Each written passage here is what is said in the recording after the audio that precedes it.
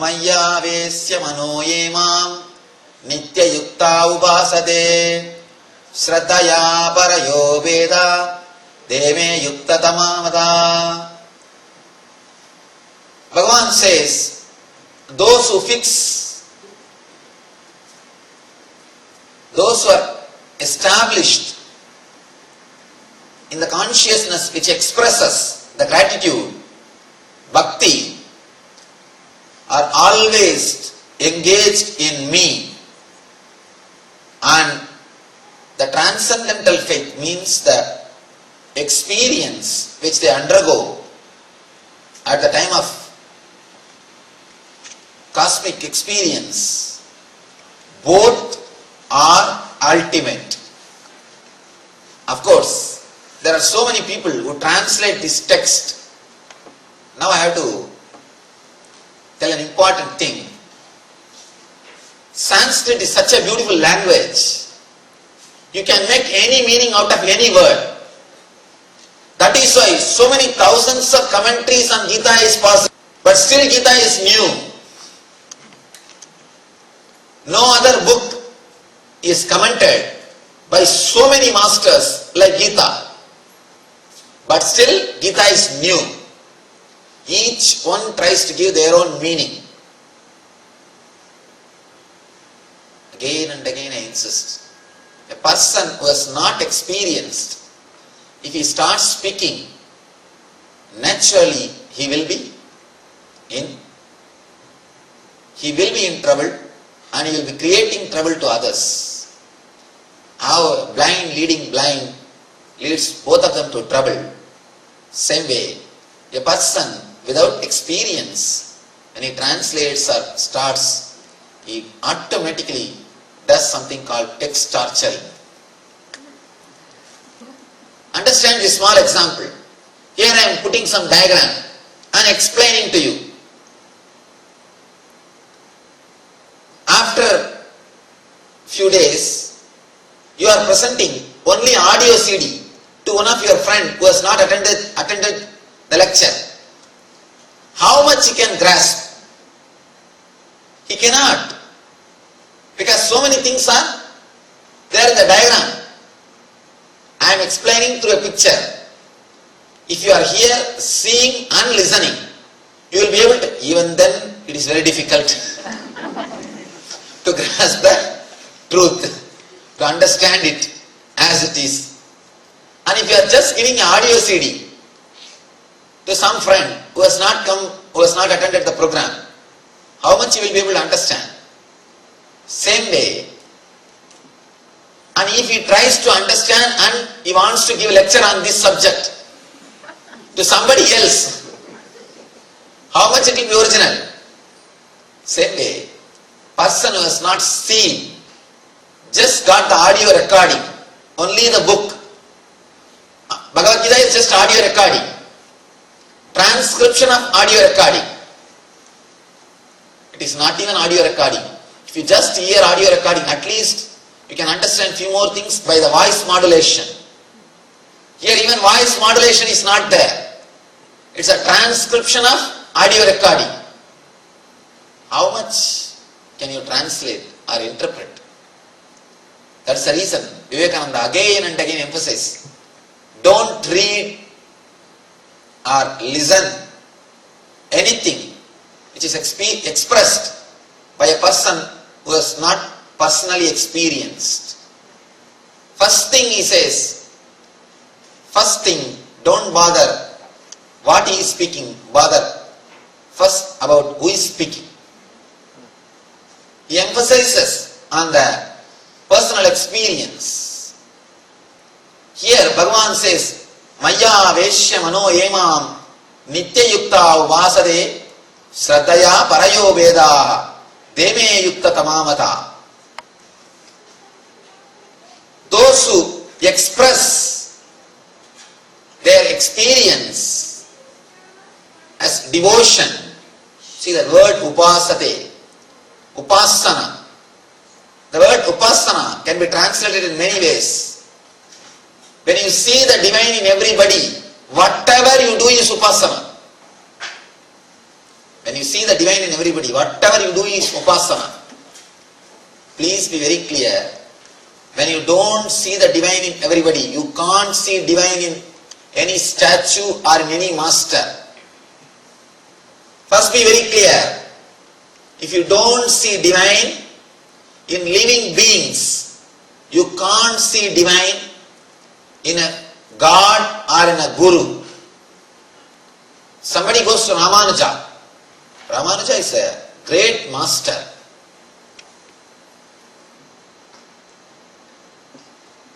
But for Ramanuja, South India would have lost the whole spirituality. Shankara went and settled in North. Even though he is born and brought up in South, he spent most of his time in North. It is because of Ramanuja, the devotion and the spirituality thrived in South India. Till the end, Ramanuja stayed in South India. Not only that, Shankara lived only 32 years. But Ramanuja lived for a long time. He lived in the planet Earth for a long time. And he inspired thousands of people. Ramanuja inspired thousands of people in the path of spirituality and meditation. One young man goes to Ramanuja and asks, Bhagavan, please tell me how to achieve bhakti, how to achieve God, how to achieve the devotion. Ramanuja says, have you loved anybody in your life? This man was shaken. He said, I am a pure brahmachari. How can you ask me this question? I came to you to learn about God, but you are asking this question. Ramanuja says, first go and love somebody. See how you feel when you love somebody. Then come back, I will teach you about God. I will teach you about bhakti. Understand? The man was, of course, naturally taken aback. He is not able to understand what Ramanuja says. Unless you love the person whom you are seeing, how you will be able to love the person whom you have never seen? If you can't love human beings whom you are seeing every day, how can you love the form of God or God whom you have never seen? What he says is true. What he says is true. We also should understand, unless you start radiating love in the space where you are staying, you can't love the whole world. Again and again I tell people, loving the whole world is very easy, but loving your wife is very difficult. Loving the whole world is easy because you don't have to do anything. Just say, I love whole world, I love whole world. But when you love your wife, you have to change your attitude. You have to change your mind. You have to change your words. You have to do something. You have to do something. Being established in the consciousness or expressing it towards the universe, both are one and the same. And only one more thing, when a person is merged, when a person is established, automatically he will radiate. Automatically he will radiate. Please be very clear. If the love is not happening, if the expression is not happening, be very clear, the person has not experienced. When a real experience happens, it automatically expresses. Experience is not something you can possess and keep it in your cupboard. No. Experience will possess you and it will sing through you. Somebody asks a Zen master, will enlightened man speak? Master says, no. Enlightened man will never speak. Only a person who don't know will speak. Then he asks, then enlightened master will keep quiet? Master says, no. An enlightened man can never keep quiet. If he keeps quiet, be very clear, he don't know. He is not enlightened. Disciple was puzzled. Was taken aback.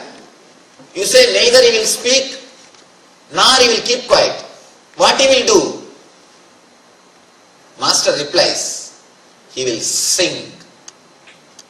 His very being will sing. He will neither speak nor keep quiet. His very being will sing.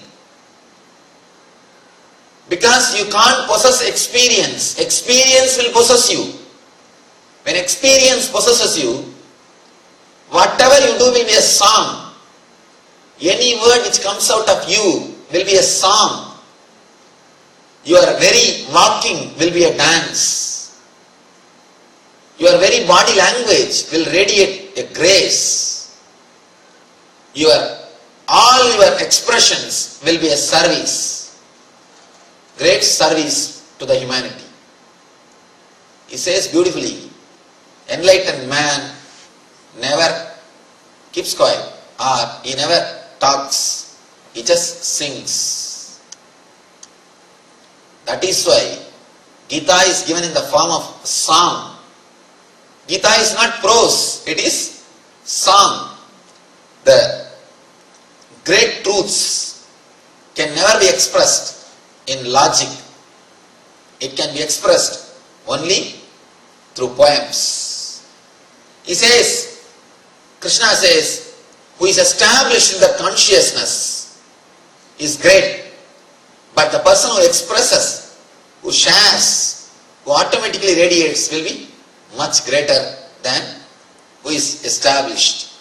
But the truth is, if a man is established, he will radiate. He will radiate. Let me tell you a small story from a great devotee, Bhakta, who lived in Varanasi. He's a great Bhakta of Krishna. He had a small Bhagavad Gita book. Every day morning, he will take bath in Ganga, recite the Krishna's message, Bhagavad Gita, with all his devotion. Whole day he will be sitting and meditating on Krishna. He is continuously in the ecstasy of Krishna. He is just radiating Krishna Bhakti. Of course, you can see this type of souls only in India. People who can just sit and be in ecstasy. Society will never disturb them. Society takes care of them. In any other country, you will be called as homeless, put in the shelter, disrespected. That culture is so beautiful. And even if you sit, if you are in ecstasy, you are respected, you are worshipped. And this person, he is in ecstasy, always singing Krishna's name in the Krishna Dhyana, the Leela Dhyana, in the Krishna Smarana. He is lost. One day, a beggar comes to him and asks, "Oh Swami, please give me something. For last 3 days I have not taken food." Now big difficulty. Because he himself is a beggar. And he has got only one property with him, that Krishna, the Gita book, that's all. Nothing else is his property. He has nothing. And he is always in ecstasy. Somebody gives, he eats. Otherwise he is singing the Krishna's name. His only property is that book, that Gita book. And this guy comes and asks, "I have not taken food for last 3 days, please give me something." He feels very bad and he looks this side and that side, nothing is there. Only one thing is there, that is Bhagavad Gita, which is preserved or worshipped for last so many years. That's the only property, that is almost like a god for him. That's everything for him. Nothing else is his property.